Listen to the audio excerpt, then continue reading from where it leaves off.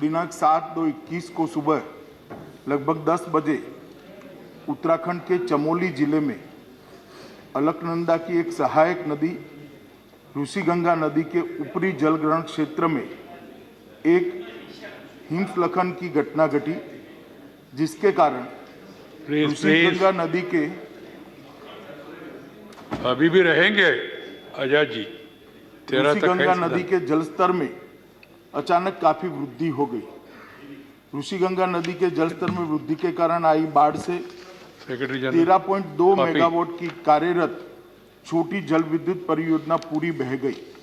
इस अचानक आई बाढ़ ने निचले क्षेत्र में तपोवन में धौलीगंगा नदी पर स्थित एनटीपीसी की निर्माणाधीन 520 मेगावाट की जल विद्युत परियोजना को भी नुकसान पहुंचाया है। उत्तराखंड सरकार ने यह बताया कि बाढ़ से निचले क्षेत्र में अब कोई खतरा नहीं है और साथ ही साथ जल स्तर में भी कमी आ रही है।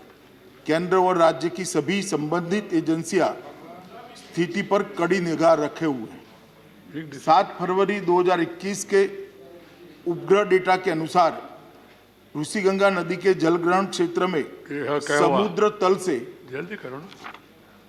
समुद्र तल से लगभग 5600 मीटर ऊपर स्थित ग्लेशियर के मुहाने पर हिमस्खलन हुआ, जो कि लगभग 14 वर्ग किलोमीटर क्षेत्र जितना बड़ा था, जिसके कारण ऋषिगंगा नदी के निचले क्षेत्र में फ्लैश फ्लड की स्थिति बन गई। उत्तराखंड सरकार से प्राप्त सूचनाओं के अनुसार अभी तक 20 लोगों की जानें जा चुकी हैं। ये आंकड़ा महोदय मैं थोड़ी स्पष्टता करना चाहूँ तो कल शाम 5 बजे तक का है, वो बदलता रहता है, और 6 लोग घायल हैं।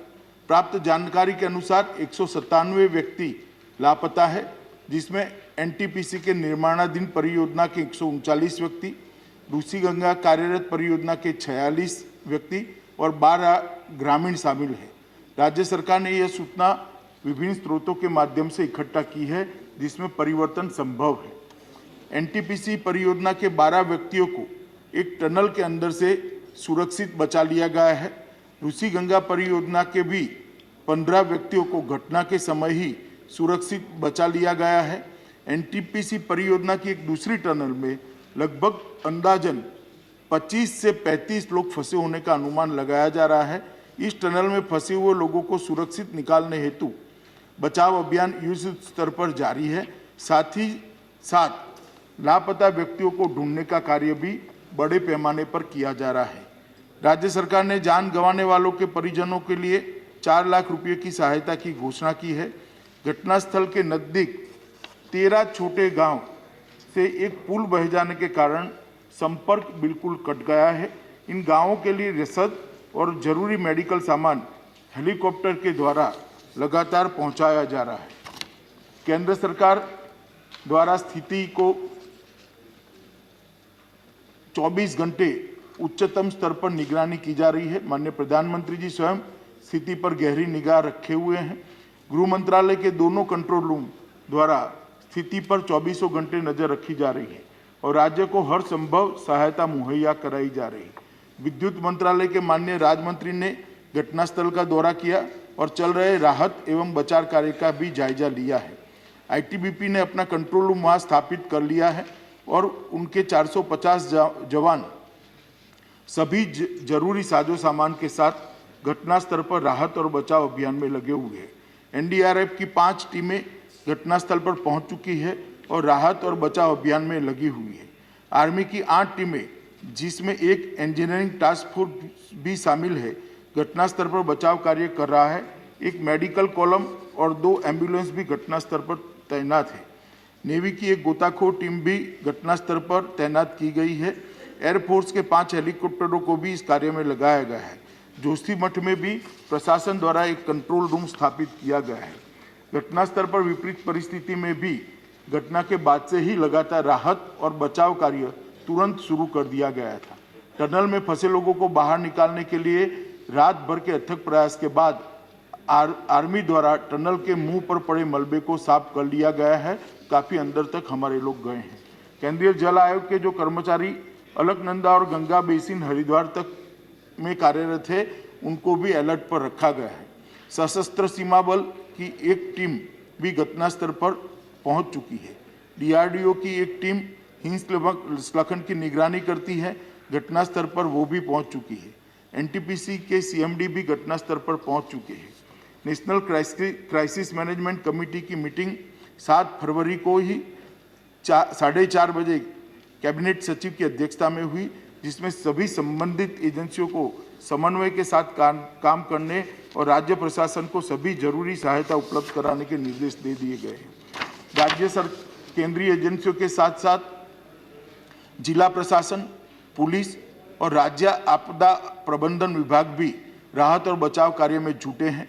एसडीआरएफ की 2 टीमें भी राहत में और बचाव में कार्यरत है। राज्य स्वास्थ्य विभाग की 7 टीमें, 8 एम्बुलेंस मुख्य स्वास्थ्य अधिकारी के साथ मौके पर मौजूद है। इसके अतिरिक्त राज्य सरकार ने 5 हेलीकॉप्टरों को भी बचाव कार्यों के लिए तैनात किया हुआ है। घटना के बाद सभी जगह बिजली की बहाली लगभग कर दी गई है। बीआरओ और राज्य पीडब्ल्यूडी द्वारा 5 पूर्ण रूप से टूटे हुए पुलों की मरम्मत शुरू की जा चुकी है। मैं यहाँ ये भी बताना चाहूँगा कि वित्त वर्ष 2021 में राज्य आपदा जोखिम प्रबंधन कोष एसडीआरएमएफ से लगभग 1041 करोड़ रुपये उत्तराखंड के लिए आवंटित किए गए हैं, जिसमें केंद्रीय की प्रथम किस्त ऑलरेडी 468 करोड़ रुपए की राशि राज्य को जारी की जा चुकी है।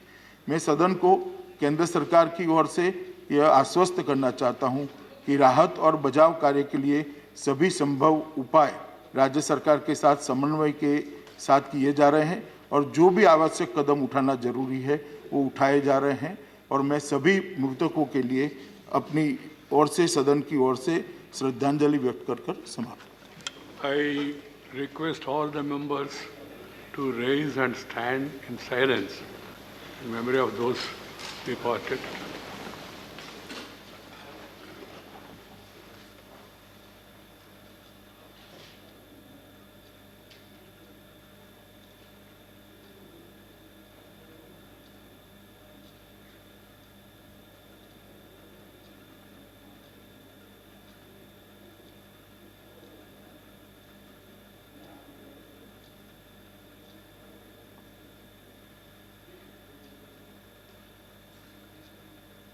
Om Shanti, Shanti, Shanti.